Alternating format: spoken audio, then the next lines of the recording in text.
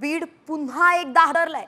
बीडमध्ये पुन्हा संतोष देशमुखांसारखीच हत्या करण्यात आली आहे। अंजली दमानी यांनी हा खळबळजनक आरोप केलेला आहे। प्रेम प्रकरणातून तरुणाची क्रूर हत्या झाल्याचं त्या म्हणाल्या आहेत। तर आष्टी तालुक्यातील पिंपरी घुमरीतली ही घटना असल्याची माहिती आहे। संतोष देशमुखांसारखंच मारहाण करत या तरुणाची हत्या करण्यात आली आहे। फोटो संतोष देशमुखांसारखेच असल्याचंही दमानिया यांनी दावा केलेला आहे। विकास बनसोडे असं या मृत व्यक्तीचं नाव असून त्या संदर्भात आता सामाजिक कार्यकर्ता अंजली दमानिया यांनी अनेक गंभीर आरोप केले। पुन्हा बीडमध्ये दहशतवाद जो पसरवला जातोय त्याचं एक उदाहरण अंजली दमानिया यांनी पुढे आणलंय।